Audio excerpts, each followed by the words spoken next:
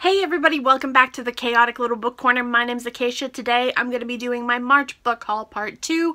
These were gifts and I bought some and some were sent to me for review. So let's dive in. There's a good mix going on here and we're going to start with a book that was sent to me for review. This is A Boy of Good Breeding by Miriam Toews. This is the story of a woman who is living in a small town in Canada and working for the mayor whose dream is to meet the Prime Minister, and she is coming into all sorts of adventures with that. It's a very small blurb. There's not a lot given away, which I'm fine with. This is by Miriam Toews. I'm doing a author spotlight on Miriam Toews soon. I will be working on reviewing all of her books in a video and talking to you guys about her as an author, so I look forward to doing that. This was sent to me by Counterpoint Press and I am waiting for one more of their books to show up. Then this is a recommendation from Harriet Rosie. I will link her channel up above. This is Libba Bray Beauty Queens. I have read Libba Bray's A Truth of a Terrible Beauty or something. Maybe they have the title. No, they don't. But it was fine. I liked it. I liked the writing style. It just wasn't, it was too magical for me. I don't go fantasy very often, so it didn't really work for me, but this looks like it's going to be interesting and a little bit of a satire on the beauty queen world and the beauty codes of the industry. So it's going to be interesting. Miss Teen Dream Pageant thought was going to be fun trip to the beach so they could parade their state-appropriate costumes and compete for cameras. But sadly, the airplane had other ideas, crashing into a desert island and leaving survivors stranded with little food, little water, and practically no eyeliner. The beauty queens, what do? Continue to practice their talents portion of the program or wrestle snakes to the ground, get a perfect tan, or learn to run wild. And what should happen to the if sexy pirates show up? Welcome to the heart of non-exfoliated darkness. So this is going to be interesting. I am looking forward to it. It's going to be a quick read. I will probably pick it up when I'm in the mood for something a little lighter and easier to digest. So that is going to be a lot of fun. This is The 5 Untold Lives of Women Killed by Jack the Ripper by Haley Rabenhold. It's self-explanatory. It is the 5 stories of the women who were killed by Jack the Ripper. I am really interested to hear their stories and get to know them better as women. It looks like it's going to be quite interesting and maybe a little emotional. There's some photos in there which could get creepy. It's a chunkier book and I'm really excited to pick this up. I was gonna wait for the US edition, but I liked the UK edition look better, so I picked it up anyway. Whew. Then I picked up this. This is a little close to home. This is The Wall by John Lancaster. So this is a story of an island that builds a wall to keep other people out while there is climate change going on. I'm very intrigued. It's going to be interesting. It's pretty short, so I'm not too worried about that. But this could be quite the adventure to read. I'm curious, for sure. Then I picked this up. It was on the long list for the Wellcome Book Prize. I believe it was shortlisted for the Wellcome Book Prize. This is Mind on Fire, a memoir of madness and recovery by Arnold Thomas Fanning. I only know that this is about depression and mania and delusions, which is right up my alley, and it's a nonfiction, so it's more talking about a realistic experience. Not to say that fiction can't be a realistic experience, it can, but this is someone's genuine experience. So I am excited for this and I'm definitely looking forward to it. Then I picked this up on the recommendation of Sophie from Portal in the Pages. This is Faces in the Water by Janet Frame. This is a Virago modern classic. It is a New Zealand classic. Look at the faces. So weird. I believe this is also nonfiction and the experience of one woman's experience in an asylum, or, well, no, it's semi-autobiographical. That's the way I should explain it. It's her story of being in an asylum as a different person, but I believe she uses her own name. It could be. I'm not entirely sure, but I'm very excited to dive into this and to read it, and I do really love the cover. Really like the cover. Then I picked up 2 books by this author this month. This is Era of Ignition by Amber Tamblyn. This is a nonfiction coming of age in a time of rage and revolution. It's supposed to be feminist, Time's Up organization, conversation, talking about being a child actor, I believe, and becoming a writer and director instead. It's going to be interesting. I am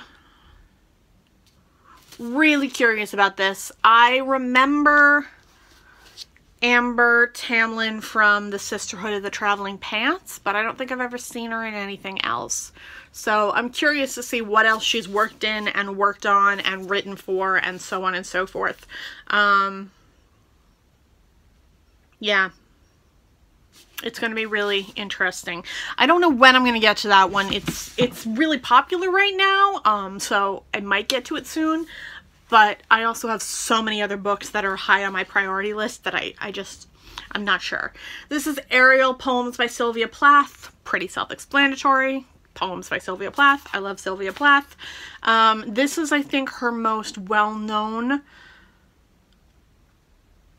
poem collection. I have a book of all of her poems, I believe, but I'm not sure if Ariel is part of that collection, so I picked up Ariel.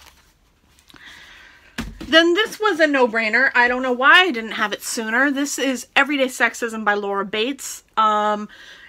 It's tiny. It's tiny. It's very tiny. Self-explanatory. This is just talking about everyday sexism. I read Girl Up by Laura Bates and I really liked it, but it was a young adult conversation of feminism and sexism.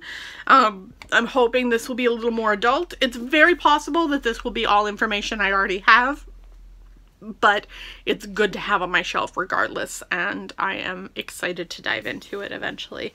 I expect some rage to occur.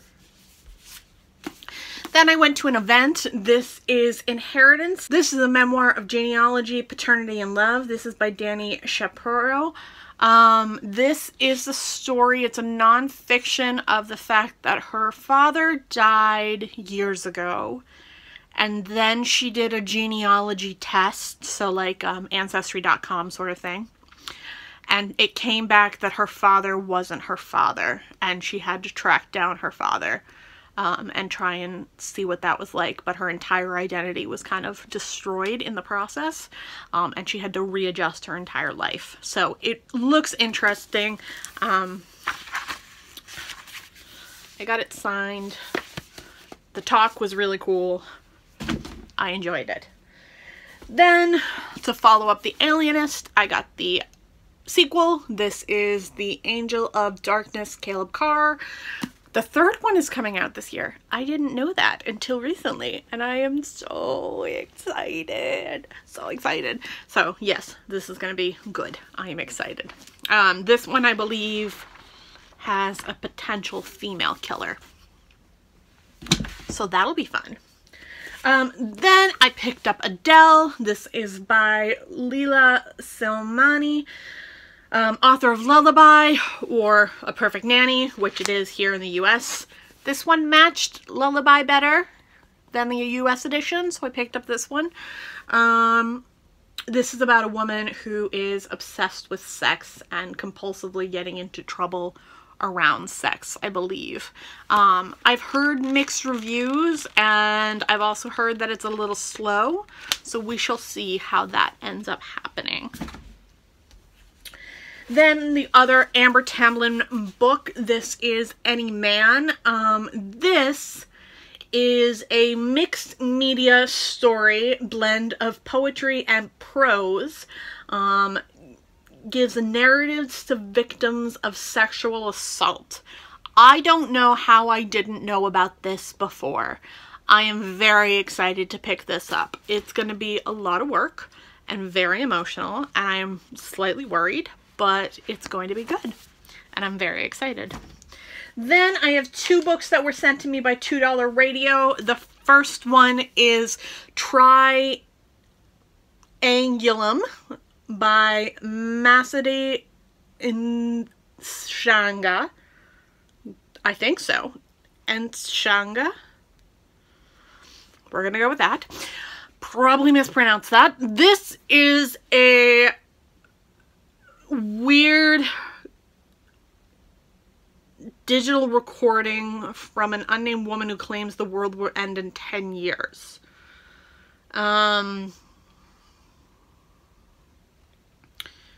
Yeah.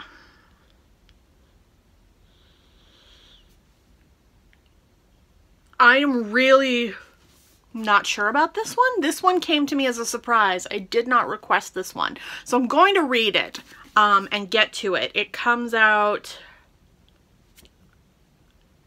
May 14th. So I will get to it. It will be one that I will read and do a review of. But I am just very curious what this is because I have no idea. And then the book I requested that I was lucky enough to be sent is The Only Ones by Carla DeBell. This is the story of a woman who is in a post-pandemic world and she is carrying a baby to term, and then the parents back out of the deal and she has to take care of the baby. It's written in a different dialect. I read the first few pages and I was pretty interested. So I didn't want to read it until I'd done the haul. So now I've done the haul and I can read it. This one I did read before the haul though. This is Murmur. This was longlisted for the Welcome Book Prize as well. I think it was also shortlisted. This is by Will Eves. This is based on Alan Turing, who was found guilty of gross indecency or being gay and was chemically castrated. So this is the story of a man based on him. I read it. I got really emotional and I felt a lot of things. It was a super intense read, but very easy. It's only about 170 pages. I would recommend it. It's just very intense. So I will do a review of that. This comes out, it's either out in April or it's out now. Either way, I'm going to be doing a review of this very shortly. And then the last one I already read as well. I just was in the mood for something quick and easy, and so I picked up this. This is The Nowhere Girls by Amy Reed. This was a YA story of a group of girls who start to hold men accountable for their actions in a small town. I really enjoyed it. I thought it was great. It was another recommendation by Rosie, Harriet from Harriet Rosie. There we go. And I really enjoyed it. So definitely a recommendation. I will talk more about this in my wrap up. And those are all the books for my part 2 book haul. All right, I hope you guys enjoyed this video. Give a shout out to my Patreons. Thank you so much for your support. If you want to support me on Patreon, I will link that in the doobly-doo. Thank you so much for subscribing to me. Your constant views and comments and likes and so on are just so meaningful, and they mean so much to me, and I'm so happy to have this community. I will talk to you all in my next video, and I'll see you in the comments. Bye.